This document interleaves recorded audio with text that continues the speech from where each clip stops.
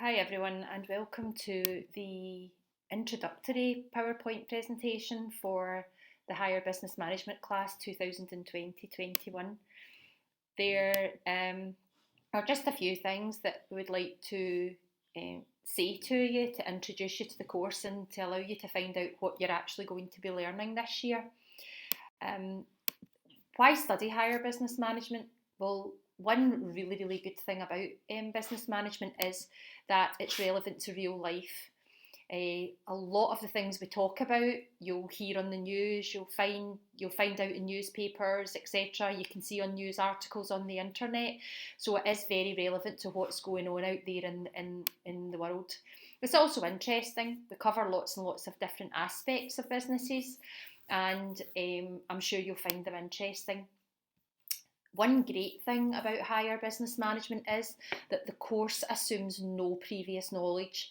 Now, what that means is, for those of you who are crashing, don't feel bad about it, don't feel as though you're going to be behind, because you're going to be learning a lot of the things that we talked about over National 5 course, but we've talked about them, we're going to talk about them in a lot more depth.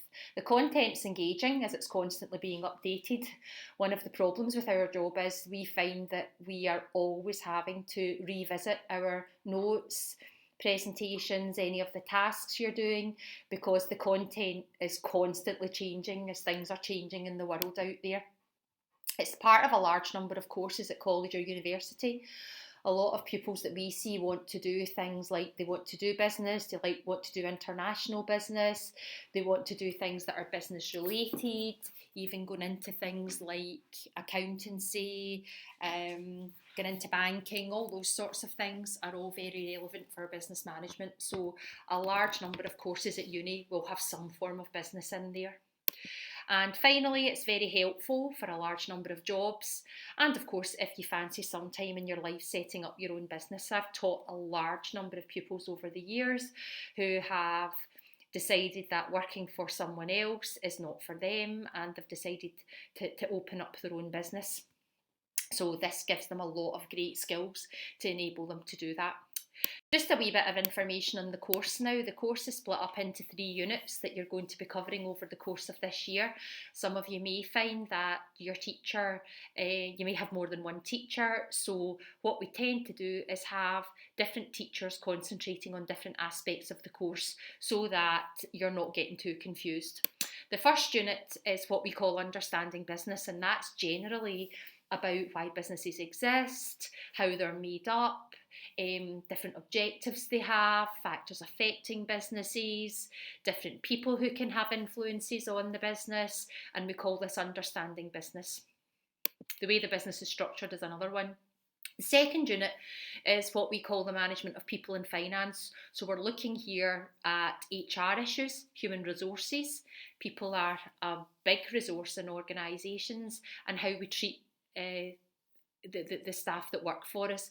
The second aspect of that is looking at finance and how businesses manage to finance themselves and how they manage to keep records of their finances. Okay, how's the course assessed then? The course assessment is made up of 2 different components. You have a question paper which is worth 90 marks, and you sit this over 2 hours and 45 minutes during the SQA exam diet, and this is 75% of your course mark. The second part is a coursework assignment which is worth 30 marks, and we tend to take that over a period of about 8 hours of class time, and it's the remaining 25% of your course assessment.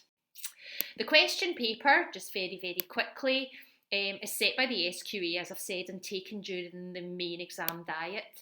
It's closed book, therefore you've got no access to textbooks or any of your notes. And what it does is it's designed to give you a chance to apply knowledge and understanding of the business concepts you've learned. So basically, what we talk about in the coursework over the course of this year is what you're going to be interested in. There are 2 sections to this question paper. The first section involves the use of a case study. It will contain series of paragraphs, a passage, and exhibits, which are small bits of information. It could be advertising material, it could be financial information, it could be how the business is socially responsible, and it's worth 30 marks of the section. The questions are all mandatory, which means you must do them, and they're relatively short answer questions.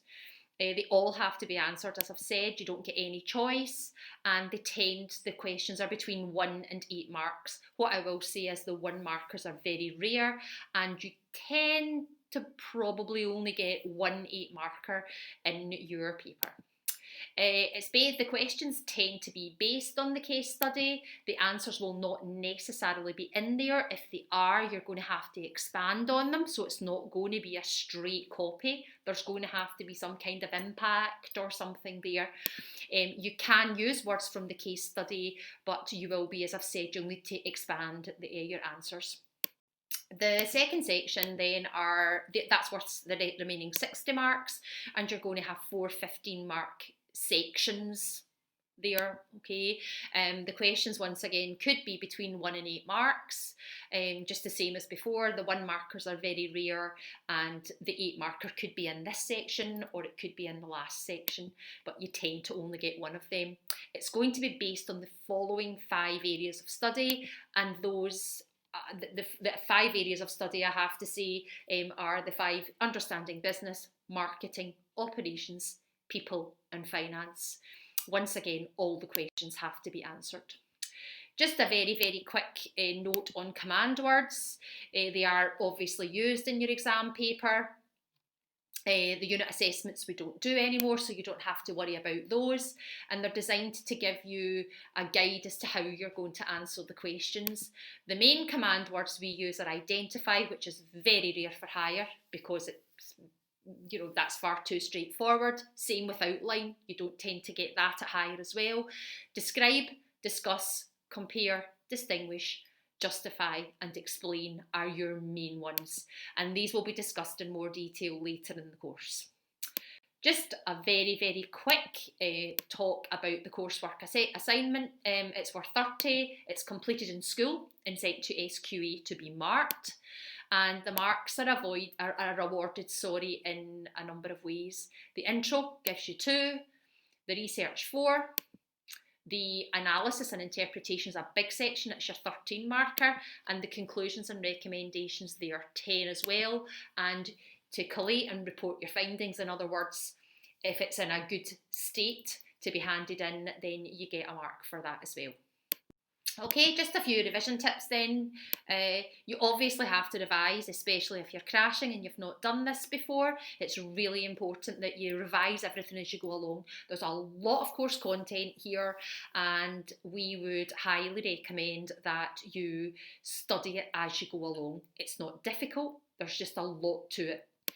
Make sure you have a note of different key terms. The SQA like to home in on different words or different terms that are used in the paper, business related terms, so make sure that you've got a note of those somewhere. Ensure that you try difficult questions when you're revising, not just easy, straightforward ones. So make sure you look at your discusses and you look at your distinguishes and your explains, so that you have a better idea of how to answer those. Mind maps are not everyone's idea of a good learning tool, but they can help with the theory and terms and jargon. We do like to use mind maps when we're summarising a unit to allow you to kind of pull everything together. You might use it and then make your own notes from that. And finally, what I would say is make sure that you're prepared for your exam. That's really, really important. As far as homework's concerned, you'll obviously be given homework regularly. You're given it on a weekly basis. It will normally be around 20 marks worth of either course questions or past paper questions relating to the topic that we're covering at the time. It's imperative that homework is completed and that time is spent on it quality is really important here, because that's what we're going to be looking for at prelim time and oval. And we can't possibly attempt all the questions we'd like to in class in the time allocated, so it's really, really important that you do as much as you can. You will be given a past paper booklet, so it's really important that you try and work through as many of those as you can.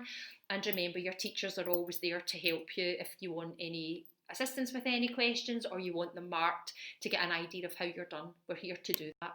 Some useful websites you might want to look at would be BBC News, obviously. Scholar's a good one.